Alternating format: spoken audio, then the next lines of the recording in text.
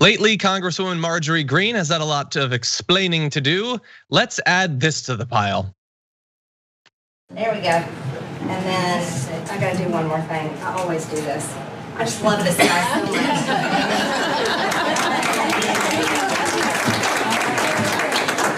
He's calling. Kind of go behind the podium.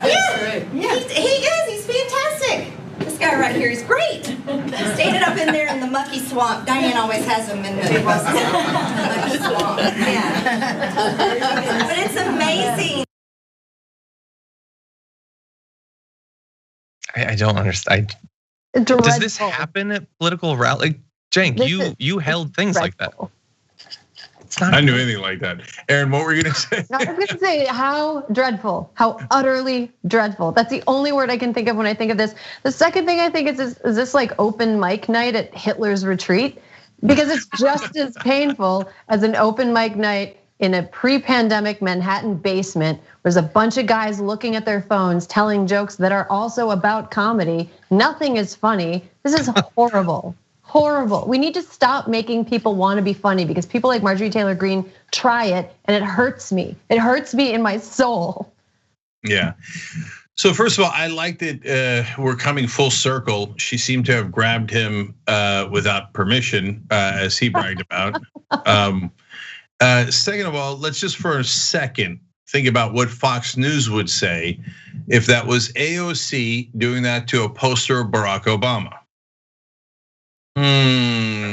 I wonder what they would say. I wonder. Okay, so but if you're a Republican, family values are not important. Nothing is important.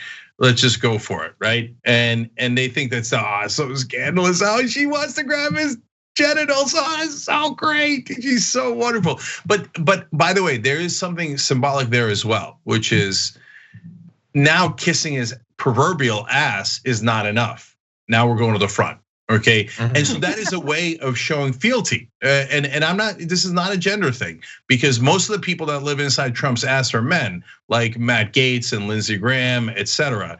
So and that in order to succeed in the Republican Party, you now have to rub at least Trump's proverbial crotch. So that's where the Republican Party is. I'm sure they must be so proud. The party of family values. It's just I have politicians that I like. Sure, I'm sure that we all do, but like the cult with Trump is so weird. Where like I'm never gonna like win people over that think and maybe both of you do that like Trump is charismatic. I don't buy it. I get that like they like him or that he's alpha and strong. These are things that people believe that I've never understood. I think that like so much about him, his weaknesses and his failings just scream a constant undercutting of those characteristics. But what I know for sure, and we can put up that video again, that is not the silhouette of his body.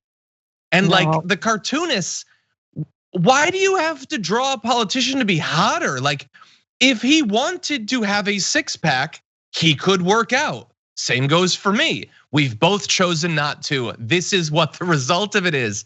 That's not what it looks like.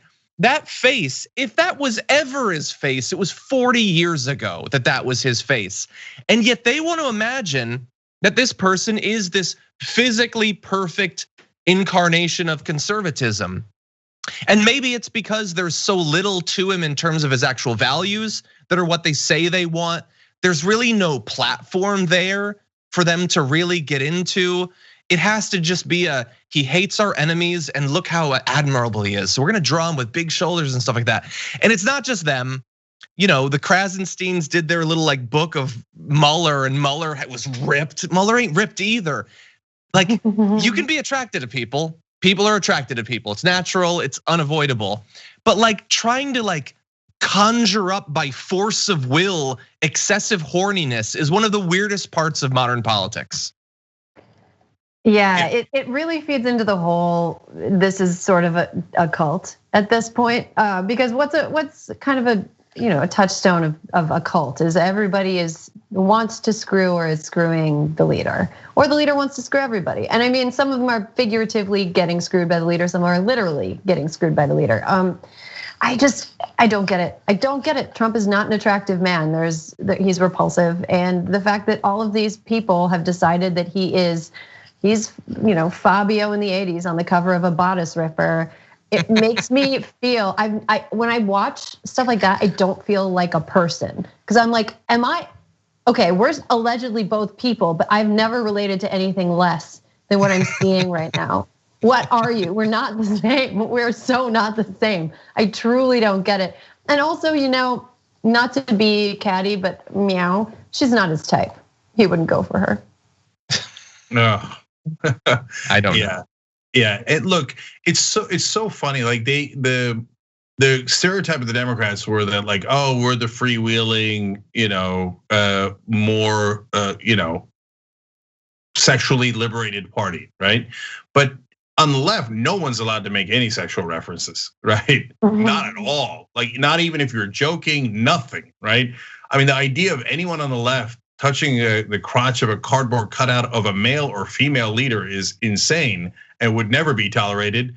Like, I don't even want to get into examples, it's super obvious. But on the right, they're like, yes, yeehaw! Like, yeah. Yes, I agree with you guys. I don't understand the obsession with Trump or let alone his genitalia. But I understand at least a little bit of why they like Trump as a fighter for them, because they feel like, oh, he's saying the things that I think, including the terrible things, and he doesn't care what anybody thinks. And I like that he's just as bigoted as I am. So I get that part, right? But back to Marjorie Taylor Greene. She also said in that speech that Democrats are the un-American party. Again, as usual, Democrats get outraged by that and blah, blah, blah. I'm not outraged by it at all, because that's her opinion. My opinion is Republicans are un-American, and I have overwhelming evidence to support what I'm saying, including the fact that they just invaded the US Capitol and attacked our democracy and tried to destroy it. So by definition, that makes you un-American. And those are the people that Marjorie Taylor Greene in specific was cheering on. So her talking about people being un-American, hilarious. I don't know anyone more un-American than Marjorie Taylor Greene. And then I'm never going to let the Jewish space lasers go. And at every conference until she specifically apologizes for it or says, yes, I believe it. And this is it apparently. So, and by the way, Marjorie Taylor Greene would take this as evidence. I read it. There's no question about it on Facebook. She did a post. In fact, I went back and reread it today because it's so nuts, and I wanted to be 1,000% sure. Yes, she says it might be true that the Rothschilds have built a space laser and that they're using it to zap the forest to start fires to make more money. Okay, invoking the Rothschild name is one of the oldest, deepest anti-Semitic tropes, and it has led to the massacre of millions of people in the past. And so if you're talking about a Rothschild space laser to make money, and by the way, get people killed, that's how she started the Facebook post, you're a very dangerous person and you're a lunatic, and every reporter should ask you that every time until you disavow your horrific anti-Semitism, you un-American piece of crap. I mean, I also think that let's just think about this. If Jewish people are doing all of the things that people like Marjorie Taylor Greene and the brainworms that dictate everything Marjorie Taylor Greene says, let's say they're doing all those things, who would have the time? How would the Jewish people have time to run Hollywood, to set up a space laser, start wildfires? How are they controlling the media? Gosh, I mean, if they're really doing all that, we should be impressed instead of mad, because that's a lot. That's a lot of work. Erin, it's all science. Sorry, John. So if there was a secret cabal of people who were controlling our government and building space lasers and had the power to do all of this, you know what they would do instead of randomly starting forest fires for like a really complicated plot to maybe make a little bit of money? Instead, they would print trillions of dollars, maybe at a place like the Federal Reserve, and then they would transfer it to the people who are actually running the country, like maybe corporations. Oh, right, they did do that. And it wasn't the Jews, it was multinational corporations that actually give money to politicians.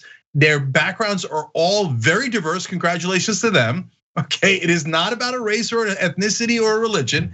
It is about the fact that people who pay our politicians bribes then get them to literally print money for them to the tune of trillions of dollars. That's how you would do it, because that's a way easier way to make money.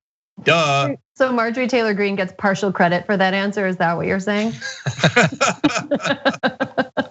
That's pretty good. Thanks for watching The Young Turks. Really appreciate it. Another way to show support is through YouTube memberships. You'll get to interact with us more. There's live chat emojis, badges. You've got emojis of me, Anna, John, JR. So those are super fun. But you also get playback of our exclusive member-only shows and specials right after they air. So all of that, all you gotta do is click that join button right underneath the video. Thank you.